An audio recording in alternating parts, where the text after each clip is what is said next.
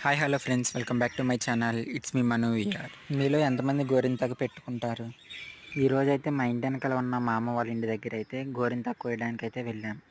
గోరింతాకులో కూడా 2 రకాల గోరింతాకులు ఉంటాయి. ఒకటి ముళ్ళ గోరింతాకు, ఒకటి నార్మల్ గోరింతాకు. మేమైతే ముళ్ళ గోరింతాకే కోసాం. మీరు కూడా గోరింతాకుని ఎప్పుడైనా పాత పద్ధతిలో రోట్లో రుబ్బారా? ఇటువరకు గోరింటాకు రుబ్బేటప్పుడైతే పెరుగు, చింతపండు, నిమ్మకాయ, ఏడిళ్ళు తాటేకి ముక్కలు కూడా వేసేవాళ్ళంట. అలా వేస్తే గోరింటాకు బాగా పండుతుందని నమ్మకం అంట. ఫైనల్గా ఎంతో కష్టపడుతూ రోట్లో అయితే గోరింటాకు రుబ్బుతూ ఉన్నాం.